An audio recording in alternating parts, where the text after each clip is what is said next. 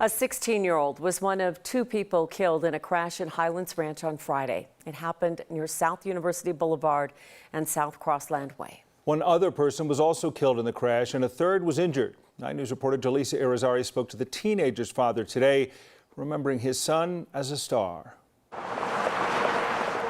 Life moves so fast, but there are moments that freeze time. I was supposed to be his Superman. I was supposed to be everything to him. And then I got to tell his mom why I wasn't watching him. Darius Daniels had one of those instances on Friday when he called his son Tavion, but he never answered the phone. It was something heavy on my heart. Like, I just jumped out of my sleep and I knew something had happened at 9 o'clock and I just couldn't put my finger on it.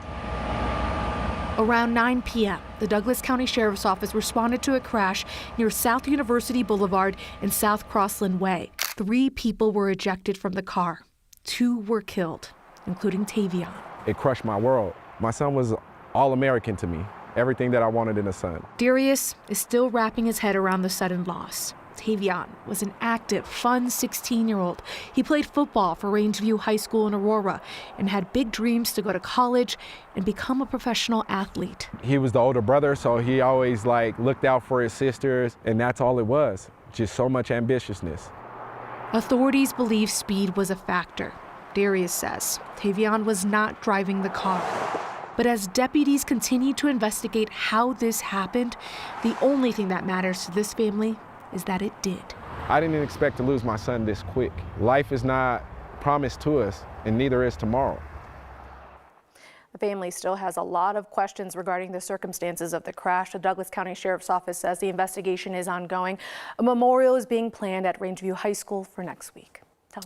We hear this so often now with cell phones about the calls that go unanswered or the texts that aren't returned and that feeling of dread that may come with it for some parents. You know, it's interesting too because Darius told me he's feeling awful, but his daughter, the younger sister, is feeling even worse.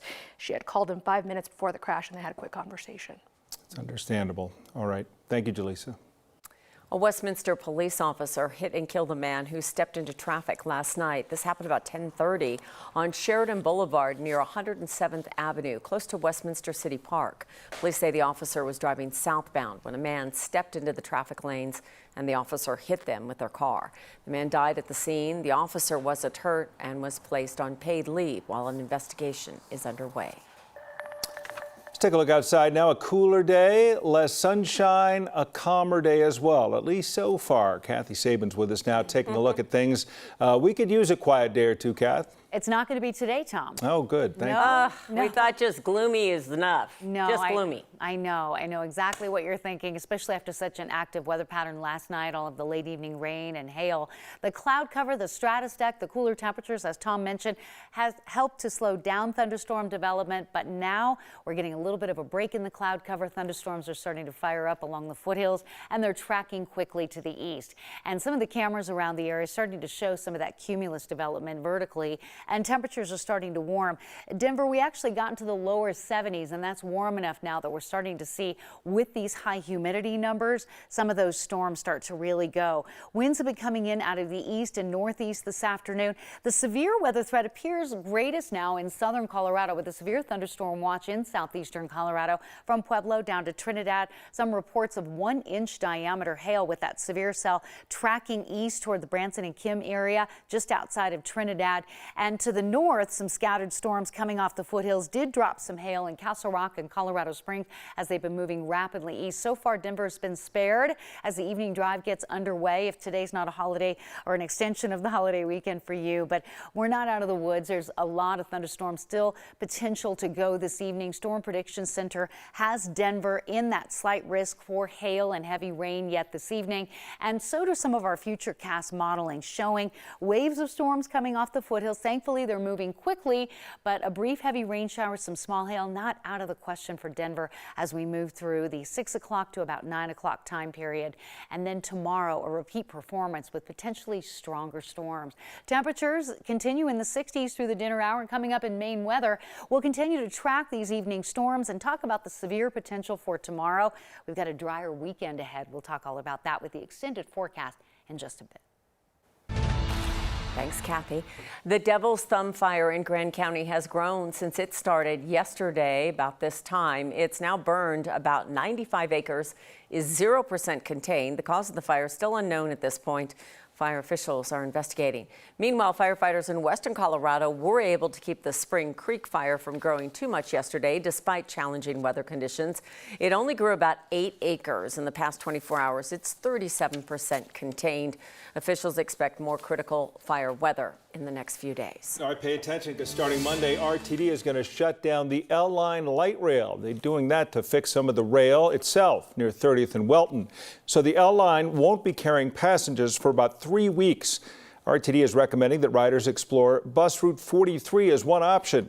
Normal service is projected to start back up on Monday, July 31st. Last week, the U.S. Supreme Court reversed the conviction of Billy Counterman, a man from Colorado who was sentenced to more than 4 years in prison on charges of stalking and harassment. The court ruled his First Amendment rights were violated. But now there's some confusion over if that ruling protects stalking under the First Amendment. Here is National Verify reporter Arian Daytel. From 2014 to 2016, Billy Counterman sent hundreds of Facebook messages to a local Colorado musician. Messages that the musician said made her fear for her safety. In 2017, Counterman was found guilty on charges of stalking and harassment and sentenced to more than 4 years in prison. Counterman appealed the verdict, saying his First Amendment right to free speech was violated because he didn't know that the messages were threatening. In June, the Supreme Court agreed and reversed Counterman's conviction. The ruling immediately prompted people on social media to ask if the court's ruling means stalking is now protected under the First Amendment. So let's verify. Our sources are the Supreme Court ruling on Counterman v. Colorado, the Free Speech Center at Middle Tennessee State University, and Clay Calvert, Professor Emeritus of Law at the University of Florida. The First Amendment protects an individual's right to free speech, but it doesn't protect something called a true threat, and that is exactly what this Supreme Court case focuses on. According to the Free Speech Center, a true threat is a statement that is meant to frighten or intimidate someone into believing that they will be seriously harmed. Counterman argued that he didn't know what he was saying was threatening, so it shouldn't be considered a true threat. Instead, it should be considered protected speech. And the court agreed. Under the Supreme Court's new ruling, a prosecutor has to prove to a jury that at least one of the following is true about the person accused of stalking or harassing somebody and the messages they sent. The person intended to make the threat, the person knew the statements could be perceived as threatening, or the statement could be perceived as threatening by a reasonable person. According to University of Florida law professor Clay Calvert, while this ruling doesn't stop prosecutions of stalking cases, it could cause a domino effect because any defendant in a case involving harmful or threatening speech could claim they didn't know their statements were threatening or being perceived as threatening. So we can verify, no, the Supreme Court did not rule stalking is protected under the First Amendment. With your Verify, I'm Arian Daytel. Time for some sports news. Another member of the 2022 Stanley Cup champions is leaving the Avalanche. Multiple outlets reporting that center Darren Helm is going to call it a career after 16 seasons in the league. The 36-year-old spent the bulk of his career in Detroit before signing with the Avs 2 years ago. In the end, he won 2 Stanley Cups, the one here in Colorado, then one with Detroit way back in 2008.